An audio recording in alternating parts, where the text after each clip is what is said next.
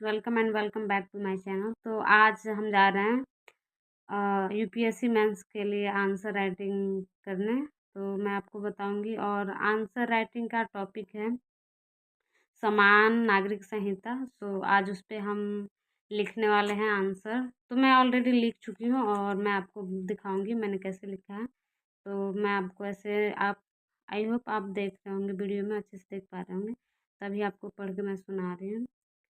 तो प्रश्न है, उन संभावित कारकों पर चर्चा करें जो भारत को अपने नागरिकों के लिए राज्य के नीति के निर्देशक सिद्धांतों में दिए गए समान नागरिक संहिता को लागू करने से रोकते हैं। तो बेसिकली टॉपिक है कि समान नागरिक संहिता पूरे भारत में लागू नहीं है, जैसे आपको भी पता है, एक दो राज्यों में लागू है, जैसे गोवा में।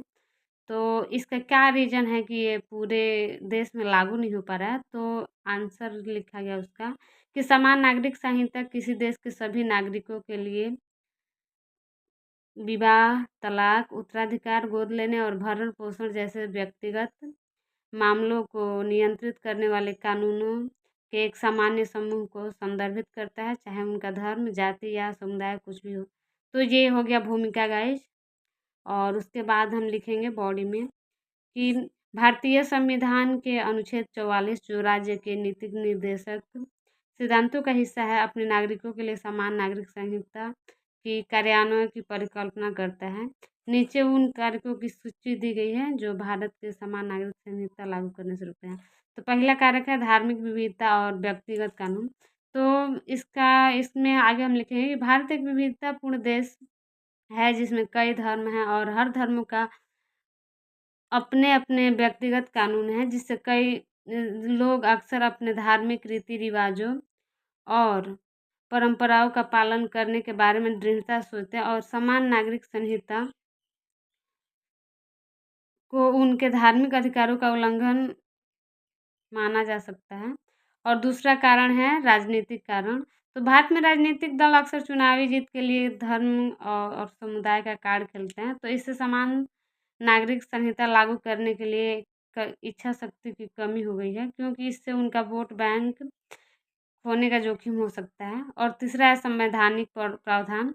तो जबकि अनुच्छेद 44 समान नागरिक संहिता के कार्यान्वयन का सुझाव देता है, अनुच्छेद 25 धार्मिक स्वतंत्रता की गारंटी देता है। यह दुविधा पैदा करता है क्योंकि समान नागरिक संहिता के अधिनियम को धार्मिक स्वतंत्रता का उल्लंघन माना जा सकता है। और उसके बाद है बहुसंख्यकवाद का डर। तो भारत में अल्पसंख्यक समुदाय समान नागरिक संहिता को बहुसंख्यक समुदाय के मानदंडों और मूल्यों पर थोपे जाने के रूप में देख सकते हैं।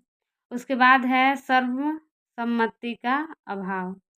तो विभिन्न धार्मिक समुदायों के विविध रीति रिवाजों और प्रथाओं को ध्यान में रखते हुए समान नागरिक संहिता पर सर्वसम्मति प्राप्त करना भी एक महत्वपूर्ण चुनौती है। और लास्ट है सामाजिक सांस्कृतिक कारक। सामाजिक मानदंड और सांस्कृतिक प्रथा भारतीय समाज में गहराई से समाई हुई है। तो समान नागरिक संहिता को लागू करने के लिए इन बाधाओं को दूर करना होगा। तो गाइस, ये रहा हमारा आज का आंसर राइटिंग। पसंद आए तो like share and subscribe my channel. Thank you so much for watching. Bye bye, see you in the next video.